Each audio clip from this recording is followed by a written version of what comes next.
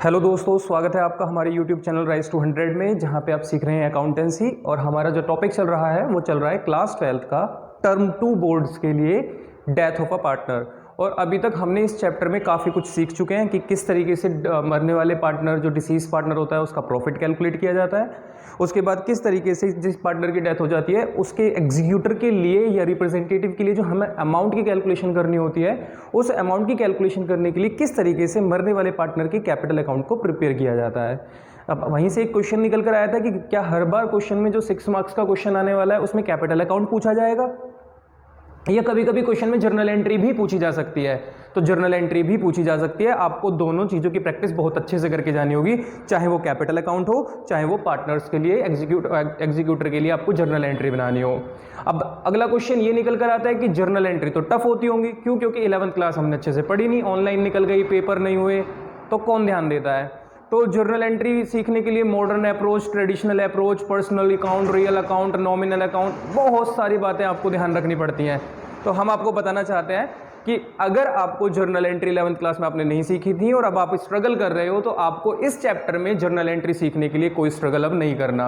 आपको ना तो जरूरत है क्या कहते हैं मॉडर्न अप्रोच की, ना ही जरूरत है ट्रेडिशनल अप्रोच की। आपको जरूरत है तो सिर्फ किसकी? अवधेश शर्मा की। ठीक है, मतलब मैं कह रहा हूं कि मैं आपको सिखाऊंगा। अगर आपको अकाउंट बनाना आ गया है ना, क्योंकि अकाउंट मैं ऑलरेडी सिखा चुका हूं, आपको नहीं सीखा है तो आप पहले उस वाली वीडियो को देख लेना। तो मैं आपको अकाउंट से जर्नल एंट्री कैसे प्रिपेयर करते हैं माइंड में चलाएंगे कि अकाउंट, अच्छा अकाउंट में डाल रहे हैं, अकाउंट में डाल रहे हैं, और अकाउंट को सोचते सोचते सारी एंट्री बना देंगे हम। देखो मैं आपको करके दिखाता हूं। तो उसी के लिए हमने क्वेश्चन उठा लिया है आपका टीएस ग्रेवाल की बुक में से, क्योंकि वो सबके पास उपलब्ध होती है, सबके पास अवेलेबल है। तो उसी का एक क्वेश्चन है जर्नल एंट्री का। मैं रीड करने स्टार्ट करता हूं, स्क्रीन पे भी शो हो जाएगा, आपके पास बुक होगी वहां भी देखना। क्वेश्चन नंबर 34 है, पेज नंबर 7.34 न्यू एडिशन के हिसाब से।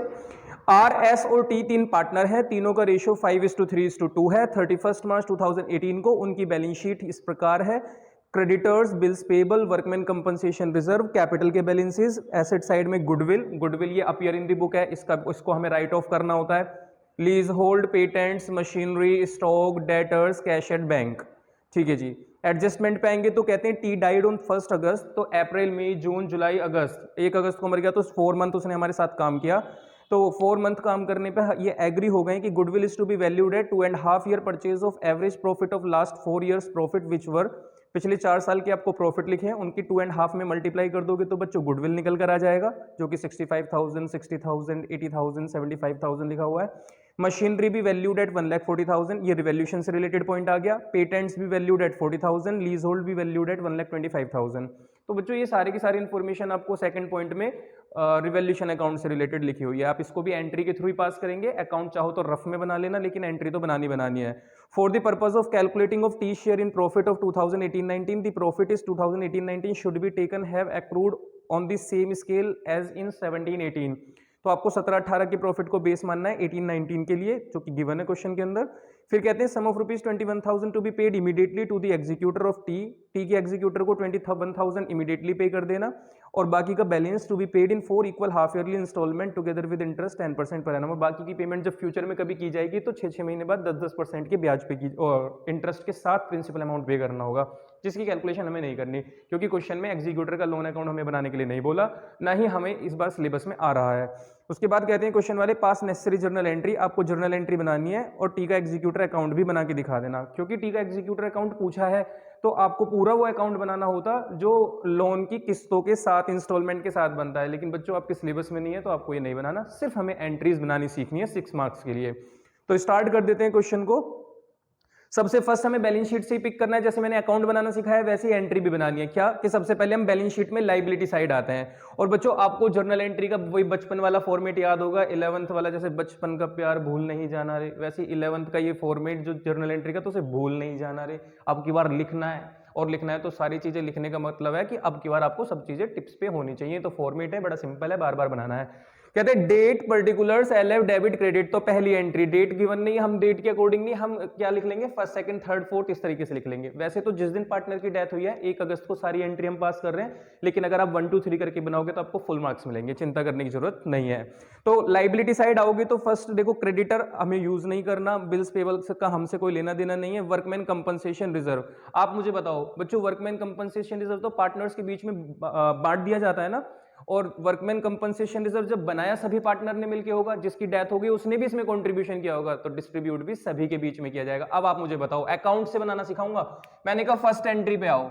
जब भी वर्कमैन कंपनसेशन रिजर्व को बांटा जाता था अकाउंट बनाते वक्त, तो आप बताओ पार्टनर कैपिटल अकाउंट में लेकर जाते थे इस पैसे को, और किधर की तरफ, क्रेडिट साइड। जितने भी रिजर्व प्रॉफिट होते हैं सब पार्टनर अकाउंट में क्रेडिट साइड डाले जाते हैं। तो जर्नल एंट्री में भी आप क्या करना, आर, एस और टी की कैपिटल को क्रेडिट करना। जब आप कैपिटल अकाउंट में क्रेडिट साइड डालते हो तो आप जर्नल एंट्री में भी इनकी कैपिटल को क्रेडिट करो, यही पोस्टिंग बन जाती है आगे जाके। देख लो, अब आप इसे पोस्टिंग करोगे तो तीनों के अकाउंट क्रेडिट है, तो उनके अकाउंट में क्रेडिट साइड ही लेके जाते अगर अकाउंटिंग कर रहे होते। अभी हम मतलब अकाउंट्स बना रहे होते, अब हम जर्नल एंट्री बनाने हैं, तो हमने कहा अकाउंट में अगर क्रेडिट साइड जाता है तो एंट्री में भी इनको क्रेडिट करो। और क्रेडिट करते वक्त रीजन क्या लिखते थे, वर्कमैन कंपनसेशन रिजर्व, तो आप डेबिट में वर्कमैन कंपनसेशन रिजर्व अकाउंट को क्या कर दीजिए, डेबिट कर दीजिए। कितने रुपए का वर्कमैन कंपनसेशन रिजर्व है, 30,000। तो हमने कहा 30,000 रुपीज का रिजर्व बांट दिया जाएगा किस रेशो में, ओल्ड रेशो में। और ओल्ड रेशो कितना है, 5:3:2।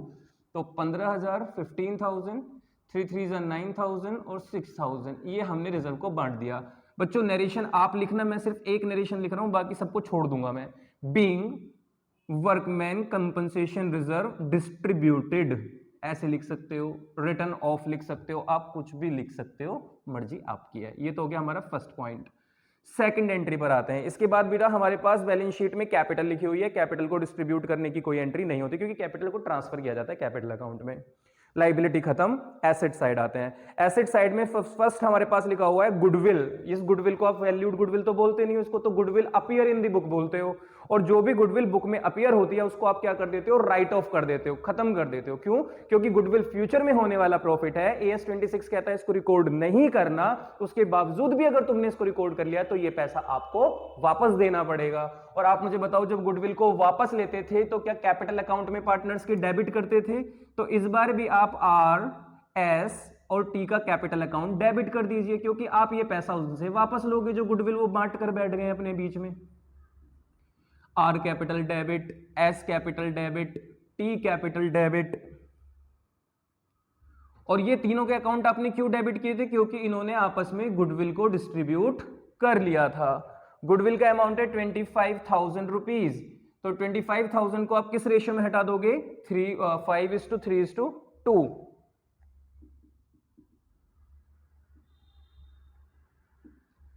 तो बच्चों इस तरीके से आप इन तीनों के अकाउंट से इस पैसे को डिडक्ट कर लोगे। नरेशन आप क्या लिखोगे? Being goodwill written off. आपने इस गुडविल को खत्म कर दिया बुक में से। क्यों? क्योंकि तुमने बुक में क्यों लिखा, किसने कहा था? प्रूडेंस प्रिंसिपल कहता है फ्यूचर में होने वाले प्रॉफिट को रिकॉर्ड नहीं किया जाएगा। AS 26 कहता है गुडविल को नहीं लिखना है। इन सब की तुम धज्जियां उड़ाते हुए गुडविल को लिख लोगे, ऐसा आप समझदार बच्चे बिल्कुल नहीं होने दोगे। और आप अकाउंटिंग रूल्स का फॉलो करते हुए आप इनको उल्लंघन होने से बचाओगे और इस वाले पैसे को वापस ले लोगे। आगे बढ़ते हैं। उसके बाद बेटा बैलेंस शीट में कुछ भी नहीं है ऐसा जो बांट दिया जाए। लाइबिलिटी साइड गिवन था, वर्कमैन कंपनसेशन रिजर्व बट गया। Debit asset side goodwill given था, आपने वापस कर दिया। अब बढ़ जाते हैं आगे, क्वेश्चन की एडजस्टमेंट पे आते हैं। क्वेश्चन कह रहा है एडजस्टमेंट में कि goodwill is to be valued at 2.5 year purchase of average profit of last 4 year. बच्चे बहुत स्पीड से हम गुडविल की कैलकुलेशन करने वाले हैं वर्किंग नोट में। हमने कहा पिछले 4 साल के प्रॉफिट का एवरेज करो। अब बच्चों मैं एक साथ चारों साल के प्रॉफिट को जोड़ के बता दूं कितना आएगा? एक मिनट में जल्दी से जोड़ता हूं। 65, 60, 80,000, 75,000 सबको ऐड कर दूंगा तो आ जाएगा 2,80,000। डिवाइड बाई कितना कर दूंगा? 4। तो ये आ जाएगा 4 7 28। एक सेकेंड, हाँ जी 70,000 रुपीज। और ये जो एवरेज आया, अगर इसमें 2.5 की मल्टीप्लाई कर दोगे तो आपके पास 1,75,000 रुपीज गुडविल निकल कर आ जाएगी, जो कि क्वेश्चन वालों ने कैलकुलेट करने के लिए बोली थी। थोड़ा छोटा दिख रहा होगा, मैनेज कर लो बच्चों, क्योंकि पूरा क्वेश्चन यही आवाना है मुझे, तो इस वजह से 1,75,000 की गुडविल आई। और गुडविल का अमाउंट जैसे ही निकल कर आता है हम तुरंत क्या कर देते हैं? Gaining to sacrifice. तो हम कर देते हैं gaining to sacrifice. Gaining to sacrifice कैसे करते हो? पहले लिखते हो आप तीनों पार्टनर का नाम। अब एक बार आप डिस्ट्रीब्यूट करोगे ओल्ड रेशियो में और एक बार आप डिस्ट्रीब्यूट करोगे न्यू रेशियो में। अब जिस पार्टनर की डेथ हो गई उसका शेयर हटा दो तो न्यू रेशियो भी रह गया 5:3। मैं बहुत जल्दी से बांटने की कोशिश करता हूं बच्चों। 87,500, 52,500 और 35,000। ये कैलकुलेशन आप ये मत सोच रहे आप इतनी जल्दी क्यों कर रहे हो बिना कैलकुलेटर के, ये कैलकुलेशन मैंने पहले ही करके रख ली थी जिससे वीडियो लंबी ना हो, वरना आपके सामने कैलकुलेशन कर करके दिखाऊंगा तो बहुत लंबी हो जाएगी। देखो मैं आपको दिखा देता हूँ, ये की हुई मैंने क्या, सिर्फ कैलकुलेशन गुडविल की कैलकुलेशन 4 साल के प्रॉफिट को जोड़ के 4 से डिवाइड करके आया, फिर ओल्ड और न्यू में बांट दिया। उसके बाद मैंने प्रॉफिट, अभी जो आगे सिखाऊंगा मैंने प्रॉफिट की कैलकुलेशन भी पहले ही करके रख लिया है, और रिवोल्यूशन अकाउंट से जो प्रॉफिट निकलेगा उसको भी किस तरीके से बांटना है ये भी मैंने पहले इसलिए लिख लिया, जिससे वीडियो में अगर बेटा हम कर करके देखेंगे तो फिर वीडियो एक ही क्वेश्चन, छोटा सा क्वेश्चन है और उसकी वीडियो बन जाएगी 30 35 35 मिनट की। आप कहोगे इतनी बड़ी वीडियो कौन देखे, इसलिए मैंने पहले से ही कैलकुलेट कर लिए थे। तो पहले हमने 1,75,000 को ओल्ड रेशियो में बांटा, फिर न्यू, और फिर क्या कर देंगे ओल्ड माइनस न्यू। बच्चों न्यू रेशियो में बांटा था तो 1,09375, आप बांट के देख सकते हो 1,75,000 को 5:3 में एक बार बांटना, आपका भी सेम अमाउंट आएगा। और 1,75,000 को 5:3 में बांटना है तो 65625 लीजिए। Old minus new, 35,000 positive answer आ रहा है, सैक्रिफाइस 52,000 में से ये माइनस कर दो 65625 माइनस 13,125 माइनस का आ रहा है तो गेन, और टी से आर का चेक करोगे तो ये आएगा माइनस 21,875, ये भी गेन। आप मुझे बताओ बच्चों, गुडविल वैल्यूड होती थी तो क्या एंट्री पास करते थे, गेनिंग टू सैक्रिफाइस। सभी को याद है गेनिंग टू सैक्रिफाइस, बार बार सिखाया हुआ है, पुरानी वीडियो देख लो सब समझ में आ जाएगा। गेनिंग टू सैक्रिफाइस कर दो, कौन है गेन कर रहा है, गेन कर रहे हैं आर और एस, तो हमने कहा आर के अकाउंट से पैसा कटेगा आर कैपिटल डेबिट, एस के अकाउंट से पैसा कटेगा एस कैपिटल अकाउंट डेबिट, और ये सारा पैसा दे किसको दिया जाएगा, टी को, तो टी का अकाउंट कर दीजिए क्रेडिट। नरेशन लिख दीजिए बीइंग गुडविल एडजस्टमेंट एंट्री पास, ऐसे लिख सकते हो, एडजस्टमेंट एंट्री मेड भी लिख सकते हो, कुछ भी लिख सकते हो आप जो आपको अच्छा लगे। अमाउंट कैसे कैसे, हमने कहा आर आपके अकाउंट से कटेंगे 2875, क्योंकि आपका हिस्सा नहीं था, आपको तो इतने मिलने थे, आपको फालतू मिलेंगे, ये टी का हिस्सा आप मार लोगे इसलिए आपको ये वापस देना पड़ेगा। 13,125 आपको वापस देना पड़ेगा, और तीनों को मिला के 35,000 रुपीज टी के अकाउंट में ट्रांसफर कर दिए जाएंगे। ये थी बच्चों गुडविल की कैलकुलेशन। इसके बाद हमारे पास अगला पॉइंट लिखा हुआ है, मशीन को वैल्यूड कर दो। रिवोल्यूशन के पॉइंट आ रहे हैं, बहुत ध्यान से सुनना, जर्नल एंट्री कैसे बनती है वही अकाउंट के थ्रू सीखेंगे। मशीनरी वैल्यूड हो गई 1,40,000, हमने कहा कितने की मशीन थी, एक 50 की मशीन एक 40 की हो गई, ओके नो प्रॉब्लम। तो बच्चों अगर एक 50 की मशीन एक 40 की होगी तो मेरा तो नुकसान हो गया ना ये, हाँ बिल्कुल नुकसान हो गया। आप मुझे बताओ अगर लॉस होता था तो रिवोल्यूशन अकाउंट में किधर ट्रांसफर करते थे, डेबिट साइड, तो जर्नल एंट्री में भी revolution account debit. Revolution account क्यों डेबिट किया, क्योंकि मशीनरी कम हो गई है, कितने रुपए से, 10,000 रुपीज। फिर देख लो 1,40,000 की मशीन हो गई है 1,50,000 से, नरेशन लिख दो बीइंग मशीनरी डेप्रिशिएटेड, मशीन की वैल्यू घट गई है, और घट गई है तो हम कह सकते हैं कि डेप्रिशिएट हो गई, मशीन घट गई है, कम हो गई है। बच्चों अब इसके बाद बिना फॉर्मेट के एंट्री बना दूं, एक दो चल जाएगा ना, बहुत बढ़िया। आप बस ऐसे ही परमिशन देते रहो तो पूरे का पूरा चैप्टर ही ऐसे आराम से निकल जाएगा। फिर कहते हैं पेटेंट 40,000 के हो गए, हमने कहा जी पेटेंट तो 30 थे, देख लो बैलेंस शीट में एसेट साइड में पेटेंट 30 लिखे हैं, और कहते हैं ये तो एडजस्टमेंट में बी पॉइंट में 40 के हो गए, हमने कहा तो फायदा हो गया।